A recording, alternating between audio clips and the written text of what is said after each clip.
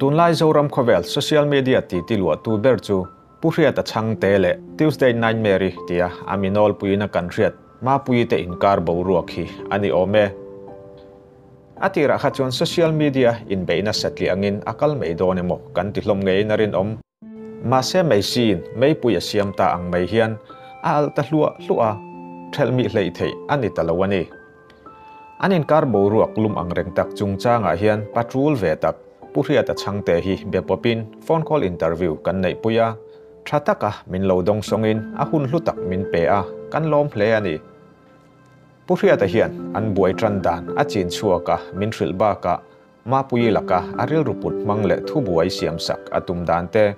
thu buai a the lu har chan te min thrila social media lama natak taka ama beitu te a mu dan le tuna athil ti hian a political career a ngong arin le rin lo thlengin min thrilani Hriata chuan Mapuii hi ami mal taka a huar lo thu te police in manin jail atang se afa bai vai takin omse ati lo thu te soin alaka thu buai asiam chan bulpui berchu mizo Christian de tan ani thu le nakin jela midangte injir finnan le confirm khurpha nana ti ani thu asoi MP candidate niveto mewin meiche pakhata king chu ate dewem ti a zo na chu tu tenge akhin ti lam ain engwanga king nge ani ti angai poimo jok thu asoya achanin ajirani photchuan Mizorama million ber anni emo mite ber anni emo athliar lo thule dikna in mun changse adu ber ti asoi lunglei electric veng nula zual boi tual tha na chungchanga Mapuii nen hian engwanga in bakkai tamai nge anni ti kan zona achana kaljela zual boi thu boi an chuina kaljela hian Mizoram police te amu masak thule film khur taka ma anlak thu te Mizoram police te bak thu boi chui tur kan nei lo awangin anma ni ebzonga trankho nga lain anma ni tho pui apoi mo zoka omzia anei zok ti soin Mapuii Mizoram police sarkar le tlom ngai polte lak lo le nep lutuk anga achua thin chu tha ati lo awang le mipui su khlek ani lo zonga athak thin chu siam that adu awangin Mizo Christian te tan hetiang hian ma alata ni ina soi Hriata chuan tuna athu buai thelu tumhi FIR ni loin criminal complaint jok ani thu asoya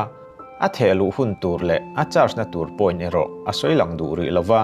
chuti rual ero chuan arin na khoi thil ani awangin ala thu takle ti asoi tun trum buai na chungchanga hian Hriata thu le hla chau ni lovin Mapuii thu le hla po kan la ron tar lang dona ril ruzau tak puin lai takin thil ni phung thlir thiamila a tho ome tuna chuan Hriata ne na kanin biak na lo ngai thladon to ila phone call ani awangin a odia hian mic ne na interview a phak don lo ani ti kan thresa don ania etinge Mapuii ne hian boruak in han nei chho dan takha abul thut selo khan he alak lo social media vela te po mi then khat klon engwanga boruak han nei ta nge in ni selo khan an tran lam kha an ron ran top chewa abul thut ka Hriata chang veu katia omje tumo ni tam tak ng thog ng Mapuii hi kasengai lo ni tipon ten youtube asan penken bakchong lo mo khazo thon sang kes kanti anin ta khazo zo thon sang kes kanti me zo din le na kes ti jok tur ne mo thon sang ka victim mane zo din le na kha accuse ne ta me patni parna kes kanti ka kha karon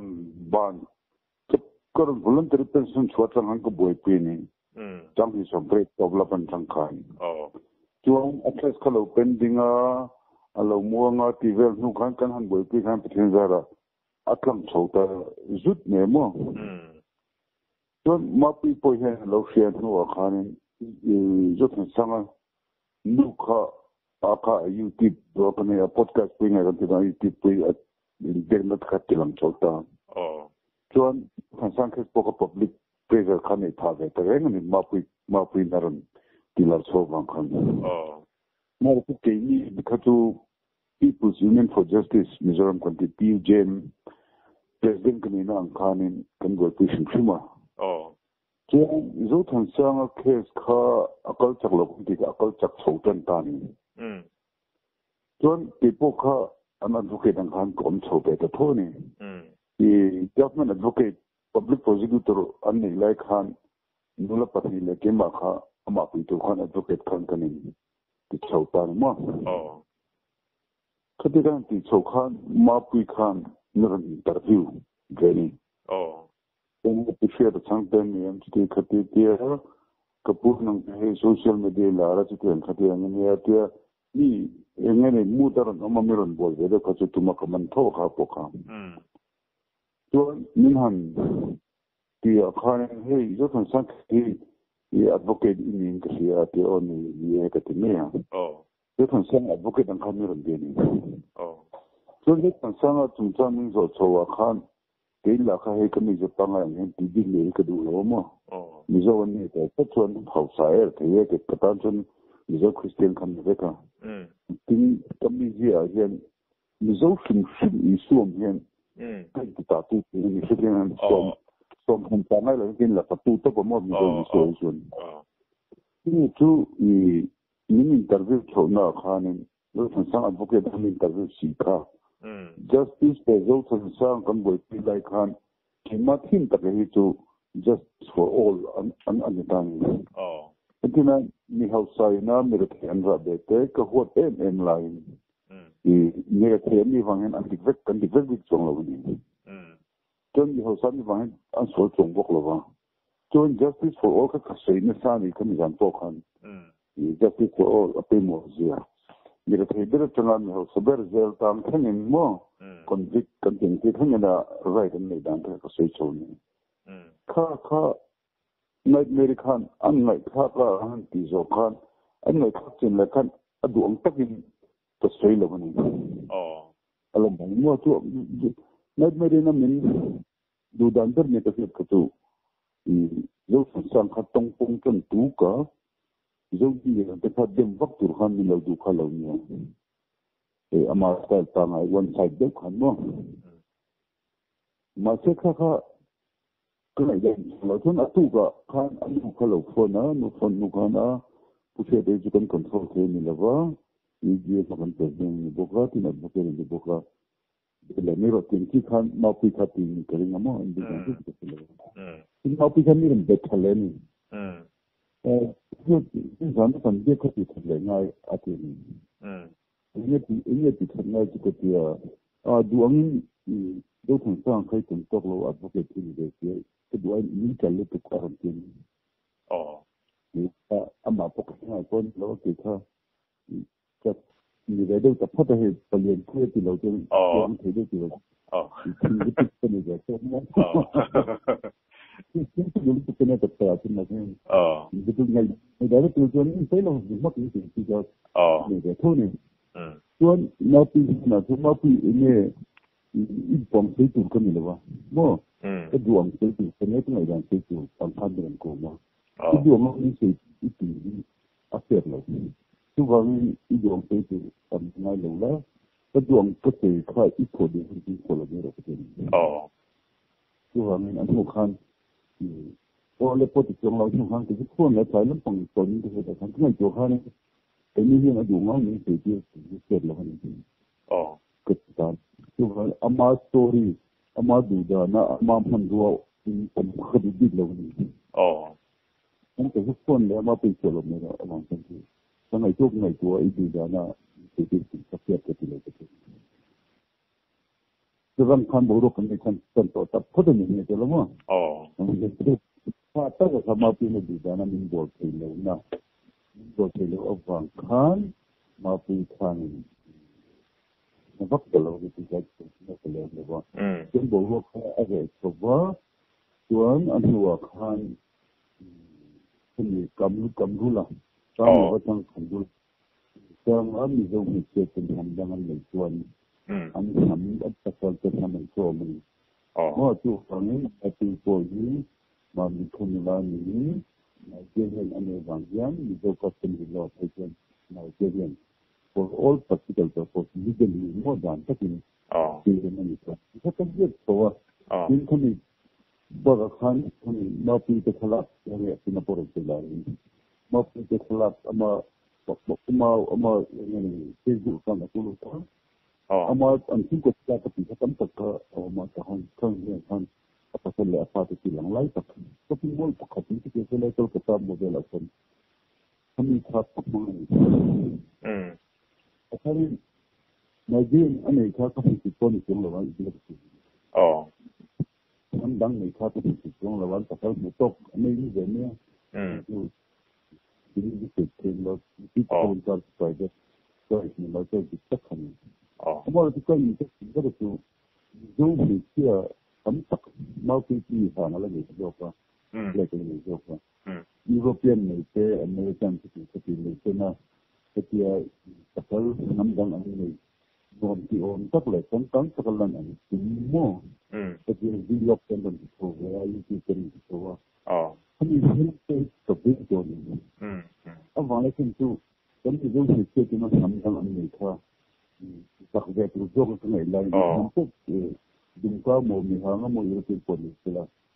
anh đâu những cái nói do có chuyện anh không thể những cái này nằm trong này thôi cái effective cái đâu anh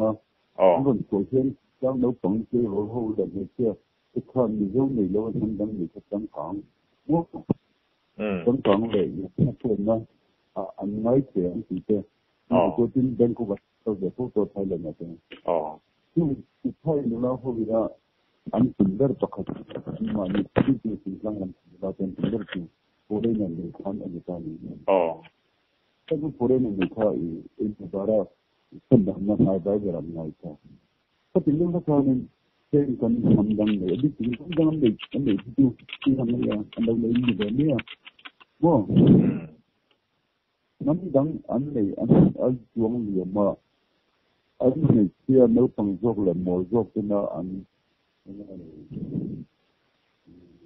đi là nó bằng đi là cái phòng cái là cái đằng nó bằng nắm đằng này thật tăng cần như này không làm có anh nói thì chúng nó so Mapuii in some khác thì tôi cái này nó có cái support là mình được mà là tôi African anh em vàng han ở dưới châu số European anh em họ có ngay sang thì nó có được xuống là cái nó Alan châu số khác hắn cái ra hắn bộ có không châu số thì so nó để cái thua để cái chuyện hắn cái gì nó tập tành là Mapuii họ phân cái chuyện thì họ phân là bên bên phân cái chuyện thì cái chỗ Hello, trong hai cái mặt đó này cái chuyện chúng tôi thực hiện trong quá trình hiện là cái chuyện mà bất cứ các thành viên chúng tôi có kinh nghiệm chúng tôi cái chuyện này về mắc đầu ông bảo cái gì cái thế sao khăn cái sống lại khăn cái gì thế sao khăn cái khăn police investigation nó cái completion cái lịch cái này cái rồi buổi chuyện đó nó cái này và nó phải di persiapan itu kan kini. Tuan kebilakan apa yang kan itu leadership yang. Bahkan mulai kan ini mau bangun kan ini. Kan kalau जो दिन में लेता तो कोई kan setelah kan setelah lagi kan kan. Setelah itu ai jadi ke kopi. Itu tipe ini tu kan mengambil tujuan penuh kerja ini. Satu ini tujuan ini. Mo. Tapi nó teknik kita angai jangan angai ini. Tuan kita tuan police na tu pun FIR yang terlalu tahu ni jadi police pun jadi kan kalau dia negara ini. Itu kita mula itu kalau nak jauh dari mula pada kita nak semua bang. Helaya ini Pholeng pangkok kebetulan. Ini yang sangat. Tuan jauh dari pada nak bang tapi laju betul ini tu untuk kami. Jadi ni lepas itu dia itu sokan anda jadi pasok law. Jadi ka acian pa dia ka ini jadi itu yang di law ni jadi. Itu sama bangkan. Tuan kan kalau makan ini sok law sekarang law sih. Anda jangan law ni. Kita maru law ni kapulisi investigasi sudah ni ya. Ini semua atas itu ya. Yang tidak tinggi pada temakati kesilang tu polis yang anda lagi dia lagi. Kita ni, yo, kami polis yang anda ละนี่เลยว่าอันที่ทดสอบที่โตขึ้นปวดปวดมันเสร็จแล้วอันที่เราจะปวดเป็นสิ่งก็จะเป็นสิ่งที่เราเนี่ยนี่คนที่ปวดหัวคนที่หัวงอที่มีคนที่มันต้องคนที่มันตัวคนที่หัวงอตัวที่อันที่เรียกว่า one sided living อันที่คนที่โดนที่amma rotu low very very level for me okay for ala matikala mistake ala mo ini kan untuk tuan nightmare ini aron Pholeng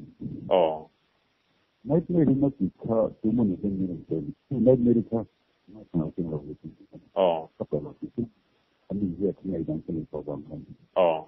ini dengan pilihan apa sih sebenarnya yang apa aja ya investigation kapasitas ya atau mungkin kosaka ahwat ya hawa untuk bekerja dua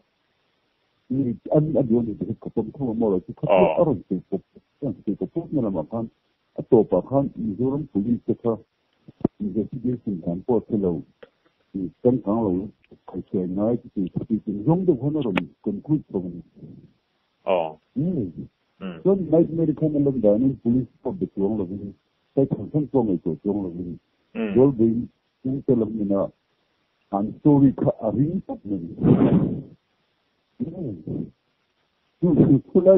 Kulai tagatuan ini police investigation at the boy economy. There police window kan low pay la da tinta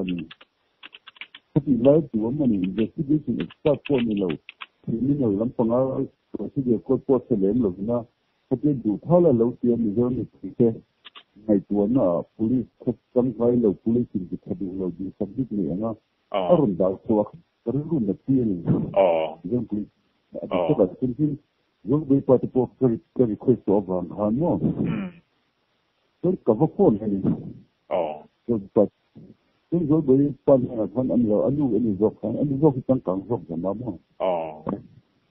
ก็พี่อันนี้ที่ตรงนี้ในเมริจูอารมณ์ที่แล้วบักเนี่ยแต่เห็น police ลำพังเขาเรื่องที่เป็นเรื่องเนี่ยที่เป็น police เนี่ยที่ได้สักอันที่เนี่ยที่จะเป็นตัวที่คนตัดกันนะสักคนเดียวทั่วไปนี่มันสร้างเนี่ยเป็นวันที่เป็นที่เราต้องการที่ที่police คนอย่างนี้ล้วนนะเสียตัวนี้เราอัพโหลดที่เราว่าเราตัวตาที่เรา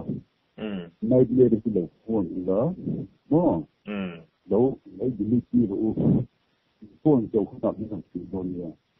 โฟนอย่างนี้ที่กับที่ตายนั่นเองอันบ่อยเรารีพอร์ตเรานี่ทั้งกับที่เราเนี่ยที่ผมเห็นที่เราควรจะเราสิ่งละนักที่มาใช่ต้นกองไปได้ในท่านนี่มันควรจะเราท่านควรจะกดเป็นเงินทุนตอนนี้เป็นไม้ขัดตันแต่ว่าที่เรามันก็ขัดตัวใช้เป็นที่ไหนมั้งพวกที่ก็ต่อตัวนี้ไม่เกิดที่เกินขัดตัวนั้นเนี้ยกับนี้คนอันสุดของเราเกินขัดตัวนั้นเนี้ยคือจะเป็นเราเองเราติดต่ออะไรมีสารคนละให้เราดีลึกกับตัวใครต้องอะไรนั่นเรื่องนี้ในเรื่องการอัพโหลดตัวคนดีลึกที่เราที่อัพโหลดตัวดีลึกที่คนเราที่ส่งตัวคนอัดทางนี่ที่อดัมที่ก็ติดต่อเราไม่ติดที่ฉันเราติดต่อแล้วบอกตัวเขาเสียยกสิ่งที่เราต้องการรู้มันนู่นเป็นอะไรที่ฟังในเรื่องวันย้อนไปที่นี่อัพตัวดิบตัดเคสเราที่ทำโซลไอที่โดนนั่นฟังabang lasan tu apartment bilik tu ran request tu ni tak buat dia bilik dia ni orang tak ni masa naik ada bilik tu aran tu tak ni ada berulang tuan kan naik kuota tak hani naik bilik ni akan hidup kita ni setiap kuota tinggal jenis tu mesti dibantu ini bapa kena tinggal orang tu 뭐, 그 performing ini juga belum, saya tahu ini tahu nggak mau. Ni. Waktu pernah kerja makan, naik ini orang tahan nak, orang seperti nak orang tahan. Facebook popular Zindabad City kala koi tila. Jalan. Tuan picture kan tak ke Bible pop lai ni kan. Ka Bible ka pop dan yemen laga mo. Ka Bible amalak kan roman ka sitong dina pa dari na video Bible pop ka ni. Bible pop ko be kan na thong ni. What is the concept of the pop na ko ni. Saya boleh lihat macam sudah sudah. Kita tuan apa dari kata buatan ini, pada dia dan kita tahu, apa yang kita ni. Dia ini itu ini dia jam kita ada itu kan. Kita tahu kita kena kalau kita ini kita tahu kita pop ni ya, kita apa jangan kita bagi baka waktu kau ini kita kan. Lalu kau ini nak ingat bahawa itu kau betul. Ya, kami ini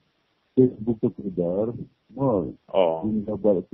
politician kan bisnes. Kita ini silakan Bible kau mulai terasa arun tilang dia. Ikalaka. Ini ikalaka ketik terasa berbul hamo ketik dia mo. Ketika dia mau ketemu sama, ketik dan kada ketik ketik. Cuma ani naik asing, asman mungkin waktu antum kotelak atas tempat nanti kada itu ni. Kalau nak nak Nigerian anian apa di Nigerian itu kita. Saka tanpa ama berdiri so nama bukan itu nak tuhan lagi. Jadi apa itu ni kita dengan. Kita tuan Nigerian aman lau, oleh kecil lau, ni oleh kecil lau ni lama tu. Kami picture adalah picture ini ada bukan Nigerian kita tapi Nigerian Facebook tidak ada dia. Kita itu dan dengan komunitas Nigerian Facebook tidak ada ni. 99% and 99% ayo mani itu jangan ni kita ni. Yang dia tu kepada itu bukan kita itu ni kan. Tapi yang orang itu kan kita people ni lah. Kan kita loa tuan dana tuan. Kita kan pilih ni. Api tak commit of act more acting. Commit of act. Bahawa apa itu motif apa background kan. A background tuan Nigerian tuan kami kemudian mana pasti yang terbang tentu kesalahan mau. Kita Bible, so kerja orang itu kalau air pelajar kan aplikasi kan, tinggal meri mandiri. Tuan kata kami terpakai pakai. Ini tak apira lain ni kalau nak lain no. Kami sih tu orang tu nanti dia, jangan memang dia, apa ni nak tanam dia. Tuan ini cantik. Tentunya mengisi isi dari semua. Saya report one side itu. All emotional dan juga ini emotional tak apa itu. Baru dia mungkin mau ingkar ini yang mesti yang nanti. Yang mana? Mana? Mulai tak itu orang itu orang selesai jalan ini. Ini dia terjemah ini. Tadi ini akhir saja jadi yang kita lakukan. Itu yang kita itu. Itu nak kesempatan naik mereka mengela, mengela tangkela apa mereka itu antaranya mengela tangkela kuning itu untuk lempang itu. Naik mereka mengela pokok itu. Malah naik mereka akhir Quran dan dengan isi dari yang telh dengan report ini itu polisi itu menjadi sanksi dengan report kerja jadi polisi kerja hal besar ini. Dan mesti kan ini kan dulu kan ini kan tidak makan tidak makan ada efektuan kakak open time apa baik tuan? Itu pinakasidang tuan 2018 na Puhola Fourth Academic Care sa King Icon Itu mo. Oh.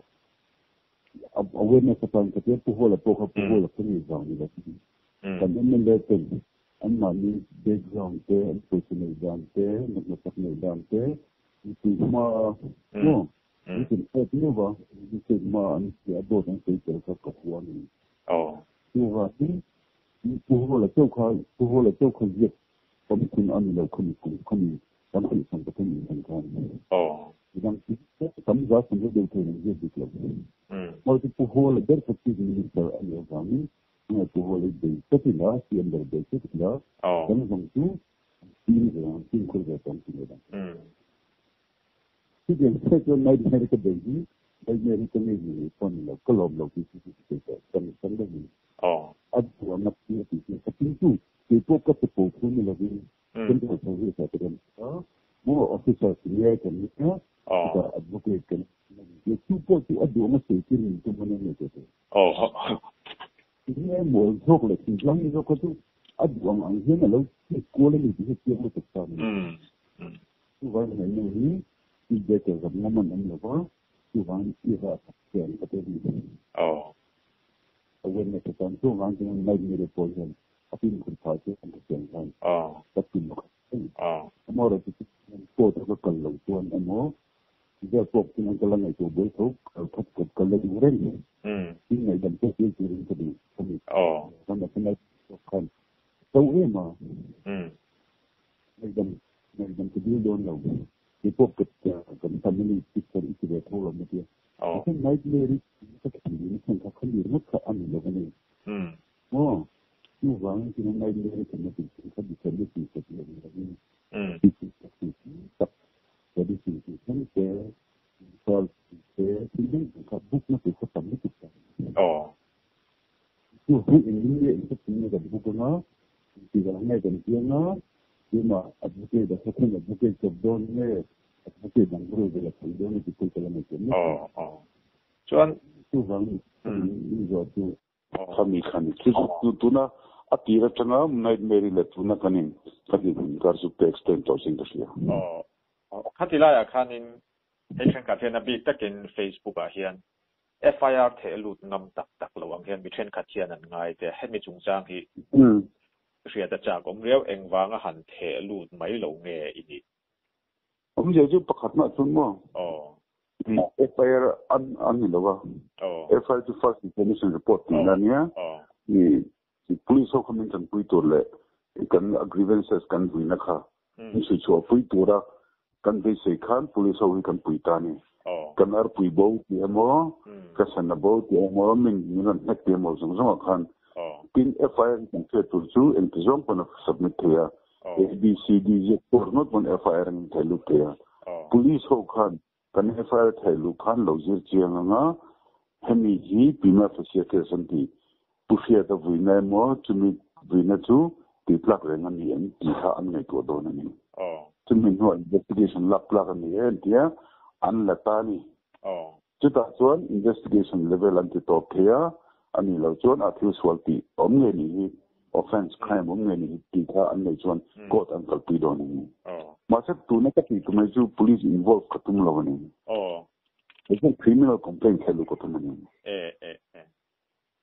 if a police get involved on the one. So ni something can say lo chu court hi khoila school office amo principal nena lua silver pega choto pangchi an kalawani.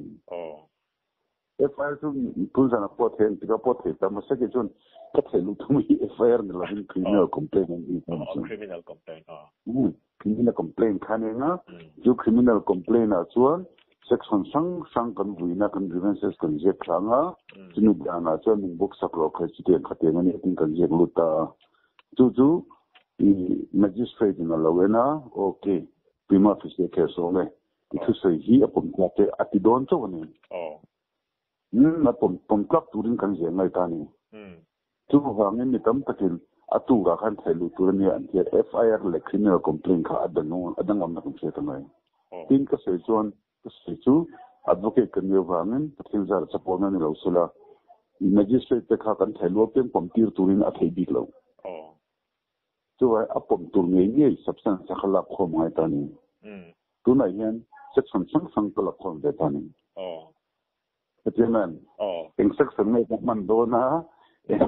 in king background to justify non de ka chu ka sei du bi don na Chairman tu varin ka sei de chu mi te i channel 2 ka sei du chu mi pui te tan ko ta hen ko ta ka lang kan tingo ta hai ko ta ka lang te kan tia ko ta hen du bi apalim a chuang mo thei lo tu wan ko ta chuan mi sei te just the whole kan yes he a case between and anti put on my in I got the couldn't so hard in any no chuan te ta at the pom de tan tu wan mi zo tam takin pushia ta chuan atil engum lo ni mo effort helu engum lo ni mo ti kan thiat sual ni ta ni cũng có criminal complaint có nạp thu vào pot helu thiên trên anh Friday pot helu thiên mà có sinh khăn khăn bằng mi lệ sa cái này về bằng khăn cần helu có absolutely ngay tuần này này cho anh tung cũng mà pot helu thiên cũng khăn mà pot helu thiên nạp thu là pot helu thiên khá chú cái đủ huna cái đủ tên cái thiên cái helu don tiền vào chú cái đủ à lộc bên tuần này mà rồi chú tuần nàyไม่ใช่อีเทลุนง่ายๆโดนตีนะเทลุนง่ายๆโดนตีนะเนี่ยมาร์สก็เสียงเสียส่วนเกมอะไรเกมอะไร cooling down period กับทีม cooling down period นี่แบบพอดก็ดูเอามันเป็นสุดที่พูดวันnightmare ค่ะอันนี้มาลิงก์หัวงามโม nightmare ค่ะ vindictive nature อามาลักบลักตุมังคันเกมอะไรเกมอะไรก็จะพลังที่กันเล่าทุ่งChairman. A nightmare ami mahal ni lavin nightmare style of operation ka. Nightmare na mizo mi puite.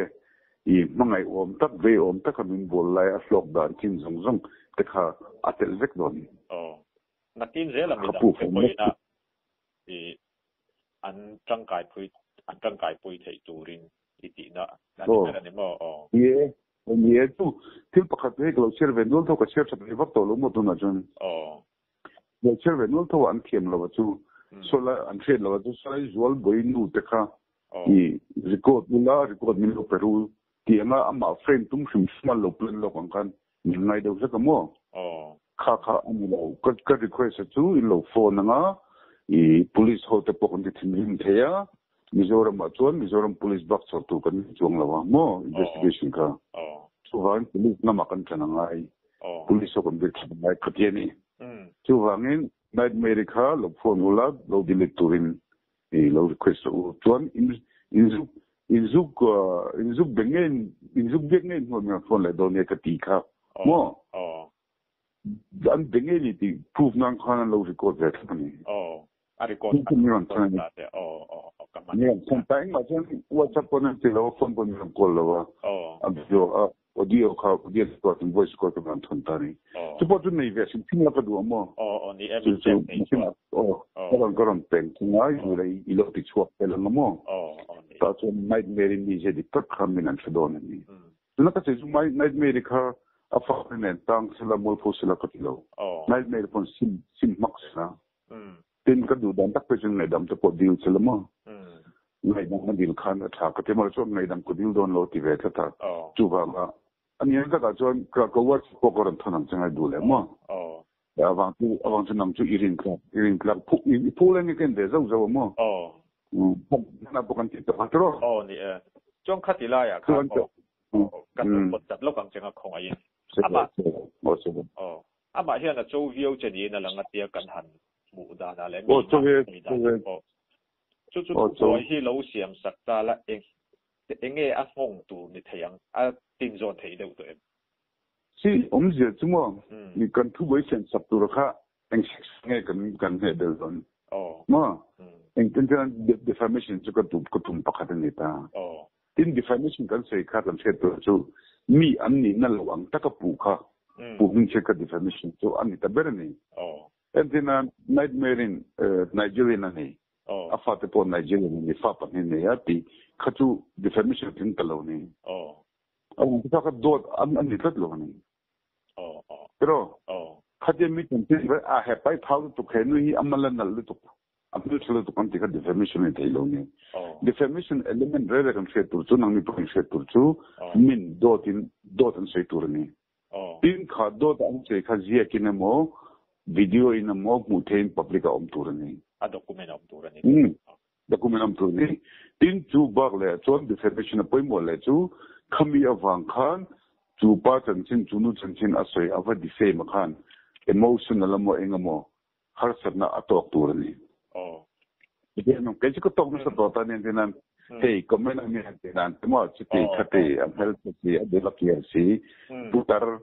putar Facebook mang masala tu chiti khatin kemin kahe team hat pe jo ninga mat ngai lo amora chu kachu ka ko jinte yene an feel tu kam an ru na ne kela chu na vaccine lo ma chu khata ko se yok pero chu mi chen chin kan je ra han chu apoi mo ta chu I entinan tu na po ka se me nga kan chief minister in pe se iru kan ngaya tro masa han se ya iru me po na lang ni Masan sense got tonin ai runiti proof anti lawat at kita na minin. Ai runiti proof anti lawat so vang ai ru law ngilan swat ani. Tuju benefit of doubt kan kita ni legal drama so mo. Achiam top law atil pi so la proof ani law so ni tani. So in defamation kan ti torasan nightmare pasal le afat khalaq bada so ka defamation atin talong. Ketu antina 99 amen pu pot mani 99 mi ati na niya. Nightmare yan ka at na to proof na ano yan, medical certificate ano yan. Din, chokidar, FB chokidar ti tungen ko. Tungen aton mininte. Sige man. Yung wangin, upward sop le at equal ver katang to kani, inti politician, engeni adu huna le chuti kati duzong, tanlet ting teka, anle nightmare yan min sashing simen. Simen proof to an even. Katiaman. Kakat improve fakatu kan pur tu da wanga mo.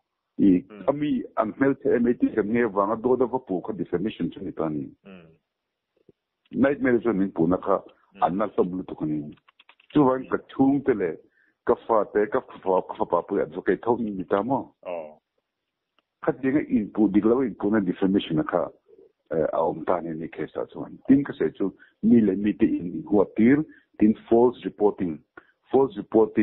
so that chuta chuan tumo group police Mizoram police khatir shim tumi ko NGO tu OME ho khatir shim ti ang zong chin kaltan entinan tun hai sunday khan selsu kan bakal tani selsu doctor case ka selsu doctor case ha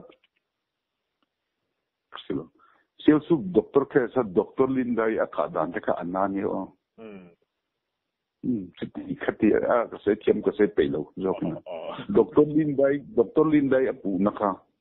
proof ani no page on Dr. Lindai khan engtinge nightmare hiti den ki Satyam Dr. Lindai chung de chu ke mang tho heng an ngoi du khan lo mai thi Dr. Lindai khan thil episode lo pati melo thil episode pon ni pon alang amara ni na lang te taila alandanin chimi sridan chun ti khap ula mo ti khap zelela ta khan has nom taloni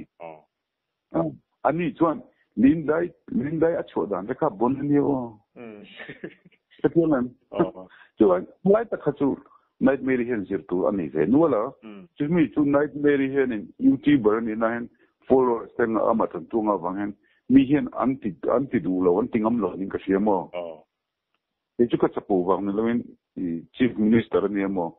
ta ro chu ni mo bula ni mo nightmare ni mo ka Mizoram le nam isu Mizoram mi puite min bozo ngamo dot min shu zo ngamo am chini ka sun ka ri phat je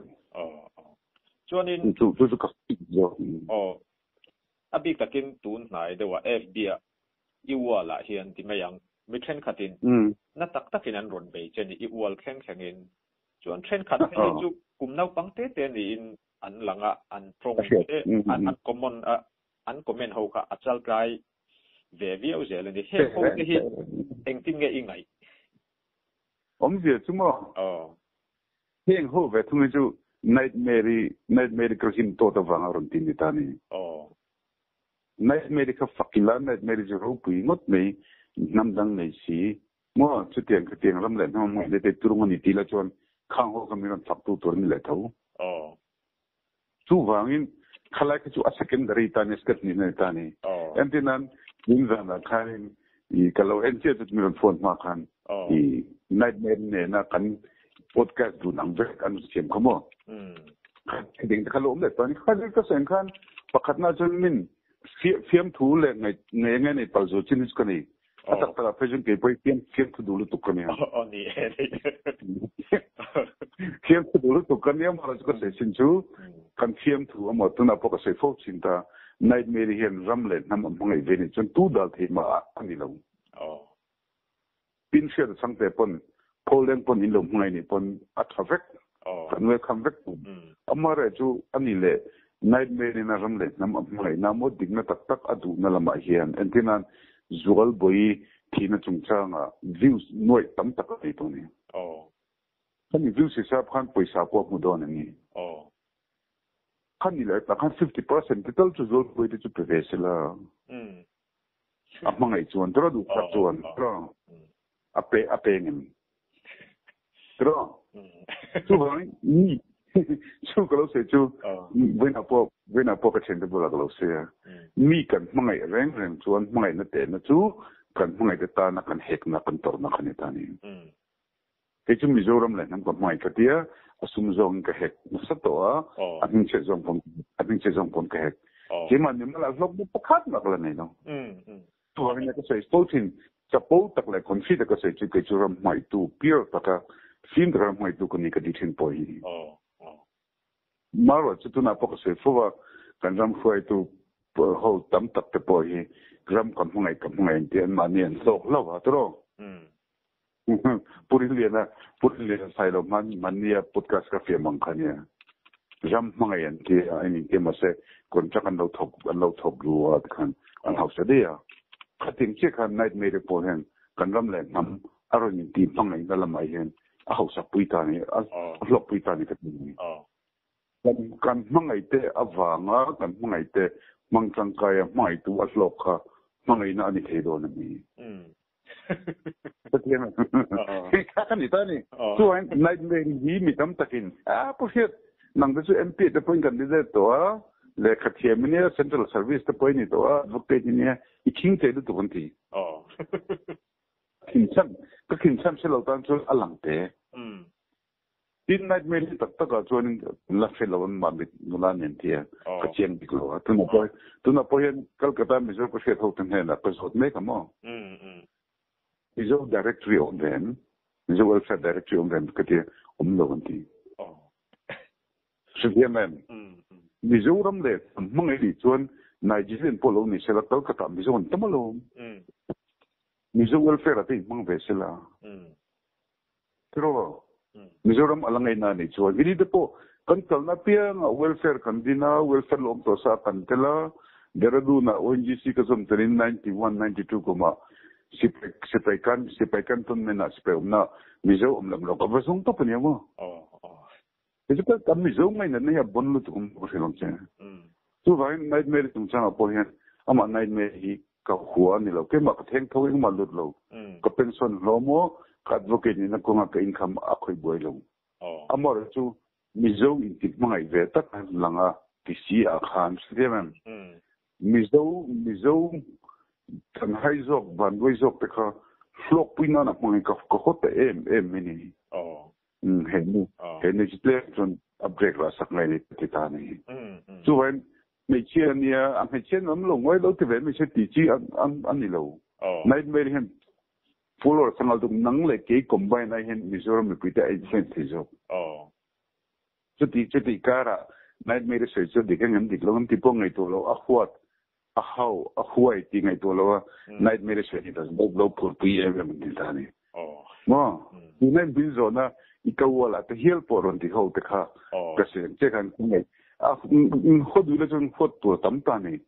moro chu nightmare tu na ka bia wa nga ka jim to wa nga minron huwa minron pa pa ni ta ni minron ti mang an tu man ni ta ni ma se an shet lo chu ka mang don lo ka ti chan ka fet la ta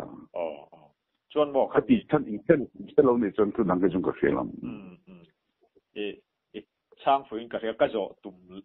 le che ka zo na tura le pe po iron changal ta chu MP candidate ve me usi hetianga mi han khin te khan ron ti thin ta chuan a in da zero an ti chen mi tam tak khan in da zero ni na ti a i political career thengin atuar thei don ni riam tuna in boruak hian Tunda pastor pakhat magdal main baptist pastor pani minna cheto de men fon to a pathia thuda soin ma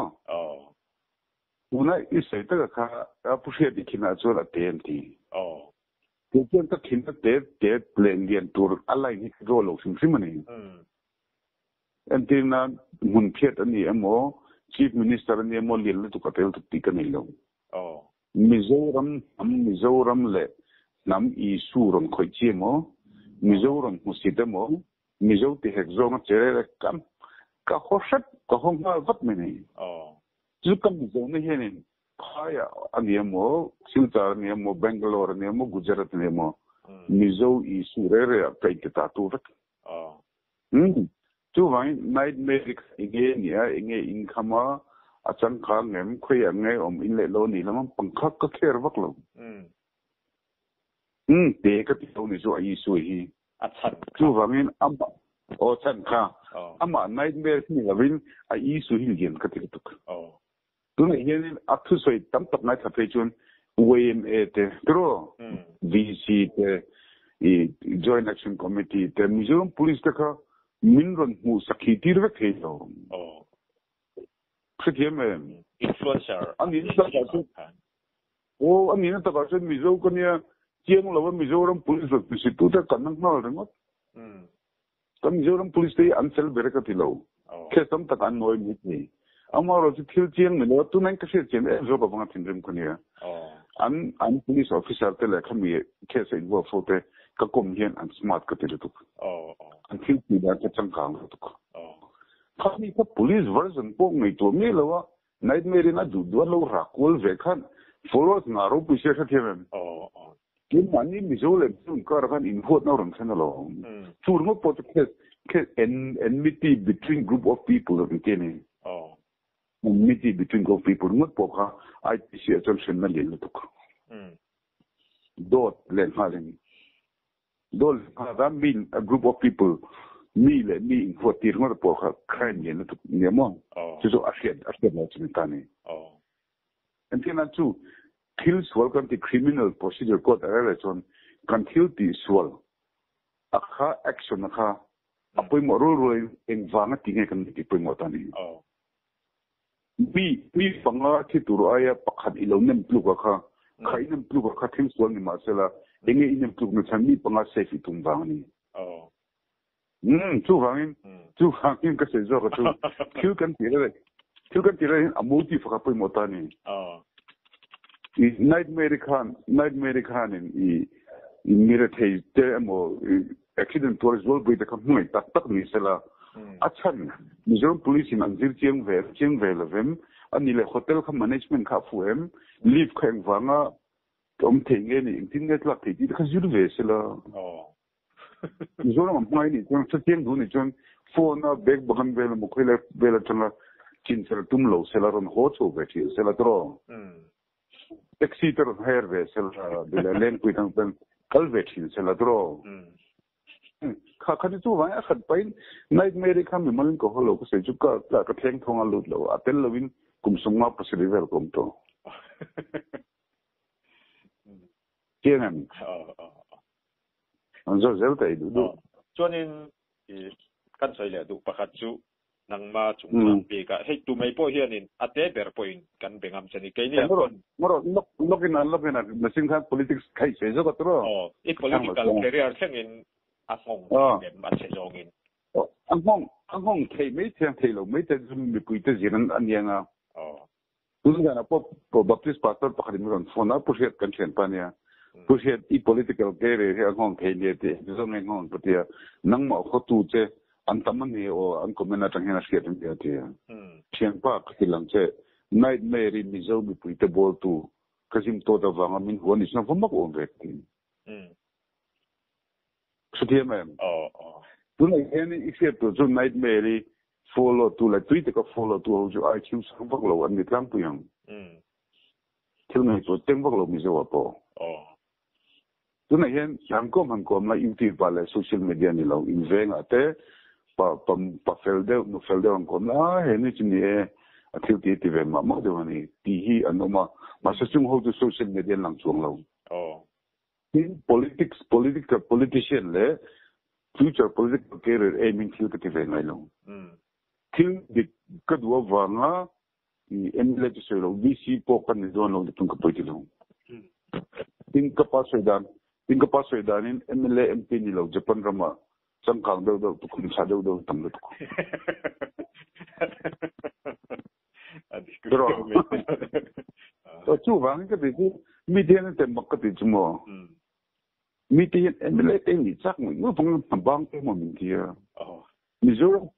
te minister ang level enjoyment tu ang ti ka enjoy kap to control mai sa kan ako vel tu nang ka ti chu in sakbel ka tum lo wa picnic spot ne ka tum ve box si lo wa mi pui ta na changkai ka tum ring ta nia mi pui ta changkai the MLA minister ani ngai ti wang kan kamel tai ve de wa ani me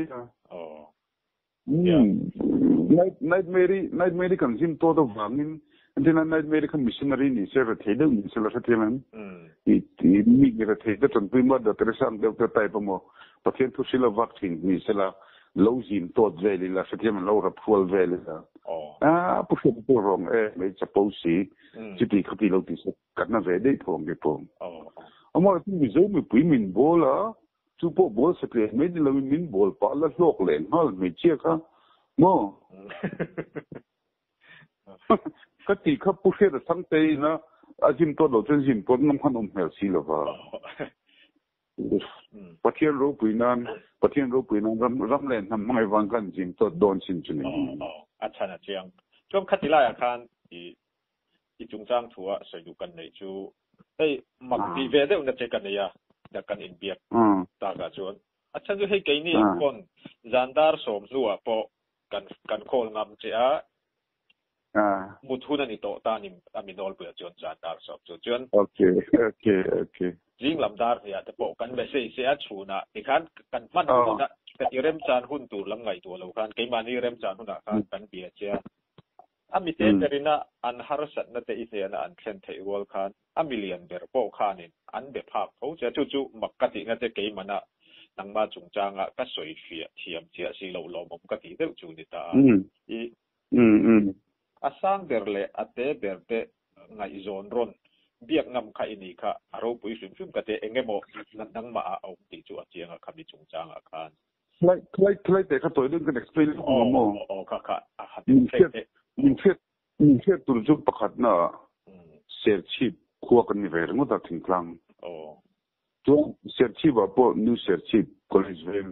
juzwar veng an temo sek pu yen te chutrachen juzwar veng no pang ordinary family jang chok kan ta ni kan kong ka chira zuya yen pol thum be no na la fail kala ne chuan metrika pol thum be no fail tu metrika top 10 na ka ting le si ni dai mai ha chuan kazil ko la Mizoram mining din ma sabar Mizoram kan ni le ni chuan mizo jinga ONGC thok ma sabar kan ni le ta ni chuan ka service pay ka chu Ministry of Mines Control of Mines ka not easy nga ni masaber kan nila tani record zela ni mo ko sem maglu tu ka silang se keng zong ka ngai tu chen hen ni jana po kan nu tu bul ka leng nek lo se Hriata Chhangte hi asmat ema atai ma ema ti turi om kat lo ni pathian pen ka swal hei kaping dik tak ka silang chenga ka pen ka bin chu dan swal chung bo banal pathian kse jana ni tani kan mo hian lo pho luk me hi lo ne mo a pho sa ti lo ba tira so sa je chu vai kan nu hian ka ming lo pho a ful tu ka pathian po hian ni nga chung hian pathian khoi lo zong ne ka tal ve na sa lo tu ko mo ibu a chung ka se nga mani poisa ni lo wa khovel enjoy ve ber po ko ne mi zo jinga chung company house sponsoring kan ha to ne jet la to chu wangin MLA mo minister ni mo car chati vel zong te private jet at po thok ve na to kan ne mo ไม่ใช่จุดข้าเตียงส่งกติข้าเกมาฟิลฟังจะปนนั่นตัวผมตลอดนี่ก็ไปเลยขบูเจก็ไปประเทศทุนมาตีเดียวนี่มังเอติบูเจก็มั้งเช่นนั้นมันก็ช่วยเนี่ยมักกติกี่ปุ่นก็ทิ้งปีนั่นเลยก็มันเราส่งให้ก็จะก็ปุ่นนี่นั่นหลอมั้งนี่นั่นหลออันล้มโซ่ก็มั้งนี่นั่นล้มโซ่ก็มั้งนี่นั่นเนี่ยสันสงตุกก็ไงตัวไงล้มมักลุตุกmining engineer da kan ai tola mining engineer ka zirta tro city light zone engineers kan zirna san ber chu civil engineer zira zirzo sdo ronnia eruka lervela tro zula san and enjoy ka kam puini ko se po tina engineer kan zir san chu kan eruk du wang kan ler chak wang mo kan ni tang pui tan klai vel ka zong zong big lo me tia mo se ka ti tum khan mai civil chu ne huwa 1983 kan ne huwa mizo zirlaizing a science at chber do tu koni tun la nga entrance exam ngai ve heklo du na khathang the kan ne ta ni khati la kan mizo in sit som ni pasari kan engineer ma se pu science la 12 science la kha science mathematics la kha ni thung che kan om ne du na line khazi the ni remot masum ma civil engineer khal zir vela house veda vila tiru ka put he tat lo ni chu mila zir ngai lo mai ne kan lut tat me ni chatien chuan mizo ma kron thoka kumthum ka thoka chupo I pos amang lawa tulak than hola minat ja sa ka thoka luta mizo ma khan ma thade motor ta dong kha pion de ne ve kap khan ka ngai to wang ka tang kai lo me ke de ka bang lai de ONGC kan lu le ni to te 92 all India level exam ni mi som ne la dona som ni na kher kan ni le ta som ni ta tak chuan support he si lo hi ka thil du nan pathin mi fwe thin ni ka te ni tu wan mi support chi ti khati me che me poking du min ti min shet lo wang ka te min shet lo min comment ka boy pha ta lo ni chuan ka se ko chu min shet thiam lo ka chen hen ka thiam mi shet thiam lo na chen ka thiam te ko te thin aro pui le mai chu ti lai tu an ne ka ti mi ye min zir cheng lo ibula ya mu da kan ma kan soi ni ibula ka soi tiam tum na tang kan tum nan lo chu wang tak chun ne na chinai soi kudo an ye mo kore lungan ye mo chief minister ne mo karwal pui kom ta fek mai asang berle hiam ber asang berle hiam ber ka ke mi sing angin ka ko ma tin mi zo christian an ya mi zo tong min dek te pojan ka nukin khoi vek mai chu wang amad ba ta ne mo bair am tu po ni sala ne to la mi zo ni to sim sim karwal pui chei vek chu wang ke official yen vede wo politician lar vede minister de win ka biek da ne ka chen an chin te poi pu fe de om dan thim lo an ti rok thim abang chu ka en da na an motor nei dan le an building nei dan mo an salary at 13 incoming ka en vet lo ba dro tinga ka ko don ska ni ka lo ma kan ya nang ma hin keng mo Rob ki mahmar kan ya lo ma ka wa lo ma ha tu ngai ni ka se lo wa en ngai tu ka se lo ho sala se lo ma sen lo ma khan mi zo tungin mo lo ma nen khan mi zo tungin mizoram le nam ma so na kan soi the wang ka tui rom reng me ni tu wa a timing kan ngai to lo wa ju ma mo na lai tien aman photo mo ala a du ha so na ke la chu ka lo phu the em de mo cho nên hay chu ne chelo e hun te ka kho ral tam dia wa som pakhat le minute som ni rita tôi lâu tun na ya ma pui ne na in bo ruak chung chang le atai noi sim sima atop nan zalen dewin I soi du han soi de che se du kan lem lo chu ko se chu ma pui khan a san pen ko ko lo va nam dang ne wang khan ko ho lo va ma ro ko se tu chu kan mi zo mu pen nam dang ne hian mi zo nam pat san den se tu mi zo khan ri lo be chanin mi zo nam kha mi lo customer lo ve ni khamu ko nei ve ke pon ka sil me ya bui te nam dang nei chuan mi zo nei phat san ro tin ne mà chúng mình vàng con mi đủ tất cả dùng cái này đủ tất cả mà Nigeria này đủ tất cả con ít thu này đâu cả chứ mà sự việc tục chú inu lấy bài phát sinh iram lên hàng phát sinh chú này mấy cái này chú hàng nightmare chúng sang các music lova các music pon giếm lova music lova pon ban chung don lova personal lova các tùy lâu sim lấy làm chuyện alam umre có thể background share này thôi tôi nói pon này influencer là lúc tụi này cái lòng bùi giọt lên làm chuyện mà rồi chú có sự giọt tụi nó có khuất nó bể chú âm làm mình là mình mizo mi bùi mol lên rồi thế chan pui tu VVM mangang langa mangai tu angai langa mangai ten manga paisa mulok lok bai afu ka tilo mi kan mangai chuan kan mangai ta kan tu thin kan hek jok thin mai tuna pokon ram frei tu de fiam chu kan se fo chu raman mangai em an ma mangai tu an thawa mai te kan se thin ni chu mai na mai na tak tilo ne ka tin chu ấy cái chuyện mà tin cái over mình thì lâu la mình dấu giá sum của point của hiện hệ pa hi ani giờ là một bề bộn thì sẽ có thêm thông alu chung long phát hiện ra tin like cái một hero cái lâu hero về thì na tôi sẽ có một hero tôi tin anh mà anh lâu cái gì nó cái lâu practice là cái pension họ thì bồi lâu sum cái lũ lưỡi tục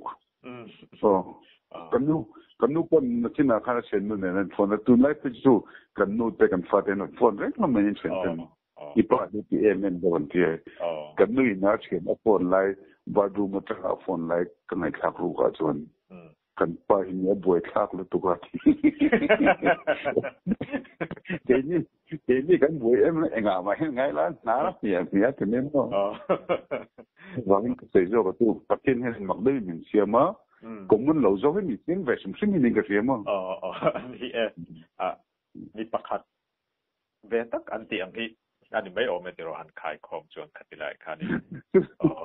và những cái thứ tu mà có hết thầy lo mà bị cái huộc chuan cái mà là cái mà cái gì thì mình đâu thì cái gì pakar đây mình cả đủ lâu tu mà có phải là hắn chú huộc hắn là bom lo pakhat mà cái tí chân anh béo mày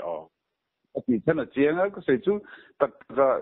Mapuii de po chú tao lên này về thu sẽ về ôi ở măng đâu nghe này cái sẽ bây giờ mà cần cáp lúc nữa bây giờ mà thế thu sẽ chiếm úp cổ không úp bản nhân ốt rồi bị xe anh thu sẽ về là anh cái tập đón đâu theo tôi anh thì chiếm bằng chỉ tên này về mà Mapuii chú phải thấy rồi là thỉnh plan nó trong rồi mà IQ niệm đâu hay là long ít thêm cái sự rồi đúng không Pholeng anh em mo, LA studio anh em mo, pujorum thanga mo, pulathon hola mo, malo mo, Hriata Chhangte mo. Ina ni mai na ramle na mai na chu, kante na saber chu ramle namta dinge contribution ni to. Dinge unhack tu to. Antina kasi po kan politician ten kan state for to ten, vai del sa central zone sa chu ka tro. Vai del sa sumri na meya, vai del sa sumri na toka. Tro. Chú anh ấy là cần làm phơi tụt tiền nghe mọi người này mình mọi người ấy thì anh lốc đi luôn mọi người lốc tụt cho mình mọi người tiền mà luôn cho nên mà quý hiền cái gì YouTube monetize đâu xí nào Facebook là mọi tin mà này nghe này bây giờ đông lâu chín ít tiền này cái gì mà cho đó chỉ phải cái cho nên cái cái tâm đủ chú vậy mình bùi tên nó mà cho nên câu là mình sẽ sắp đủ chú sẽ được Chhangte chú ở lăng ấy rồi nó chú vậy mình sẽ hiện lộ tụ tập cái chuyện vậy đó mà chú cụ nó mà bùi nè nó cái gì tốt chúng ta bổ đồ cái hiện mình bùi cái phim khui là mà lại tụ tập bộ sẽ là tin tu mà hi dem lo vila kapati dan takin kapai ka ngai sang min boro san to mo kapas sai dan a chuan mama ani na taka chuan tu te po hian ngai to phak bakin anun thelo ti Mapuii po angai phak bak ama tele na sang ba bak anung thei chu lo chu den bon ki ni po ko mi tho chu vai mi te an din huna va dai la Mapuii po at background chi cheng la tu na aron ti te chu Mapuii tan na la mun dio me te sin la ran ni o Mapuii o viewers te nga followers te nga tro chu wangin tu mai ka den lem lo wa maro chu hem le nam kan noi na ti ni bu asung ko se tu na sum nga par wel kan ni kan la fita bike ka te kla chom pe ya karon ban mana chan chu ko se khan